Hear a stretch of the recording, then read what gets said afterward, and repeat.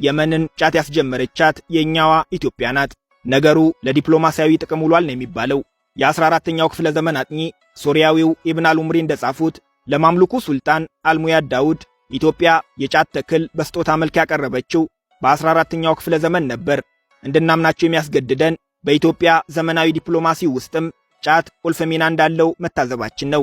በምስራቁ የኢትዮጵያ ክፍል ጫት መመረትም ለመድኃኒትነትም መዋል የጀመረው ከዛሬ 700 ዓመታት በፊት በ13ኛው ክፍለ ዘመን መሆኑ ተጽፏል።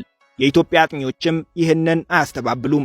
ከኛ በፊት በ11ኛው ክፍለ ዘመን በአፍጋኒስታንና ቱርክሜኒስታን ጫት ይመረት እንደነበር፣ የደቡብ አረብ አገራትም ከኛ ቀድመው ጫትን ስለመልመዳቸው መከራከሪያ ከማቅረብ ውጪ ቡናን ከኢትዮጵያ ወስዳ ከምኔው ለምዳ ከምኔው ለዓለም ገበያ እንዳቀረበችው ለሚያውቅ የመን ጫትን ከኛ ወስዳ ከኛ ቀድማ ላለማጣጣሟ መተማመኛ መስጠት አይችልም።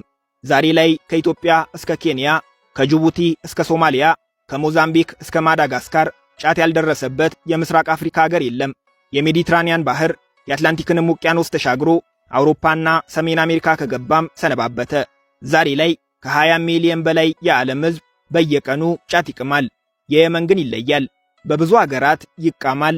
የመን ላይ ሲሆን ግን ይበላል ቢባል ይቀላል። የመን ስርዓቱን አንድ ደረጃ ከፍ አድርገዋለች። የመናውያን ስለ ጫት ማሰብ የሚጀምሩት ገና ቤት ሲገነቡ ነው።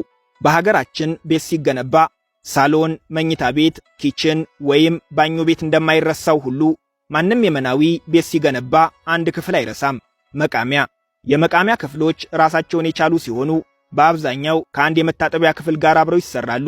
ልክ እንደ ምስራቅ ኢትዮጵያ፣ ልክ እንደ ጅቡቲ፣ ልክ እንደ ሶማሊያ ከሰዓት ሲሆን የመን ላይ እንቅስቃሴ ይቆማል። መንገዶች ጭር ይላሉ። ዜጎቿም እየተጠራሩ ወደ መቃሚያ ቤታቸው ይከተታሉ። ይህ ለብዙ መቶ ዓመታት የኖረ ልማዳቸው ቢሆንም የእርስ በርስ ጦርነቱ ከተጀመረ በኋላ ግን ዜጎቿ በጫት ላይ ያላቸው ጥገኝነት በከፍተኛ ደረጃ ጨምሯል ነው የሚባለው። የመጀመሪያው ምክንያት ሥራ ማጣት ነው።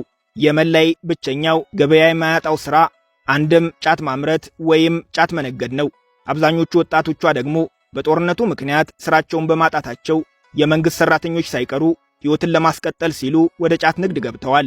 የነጋዴውና የደላላው መብዛት ዋጋውን ከፍ ሲያደርገው፣ ገበሬዎቿም ሌሎች ምርቶችን እያቆሙ ጫት ማምረት መጀመራቸው መሬታቸውን ለውሃ እጥረት እየዳረገው ይገኛል ነው የሚባለው።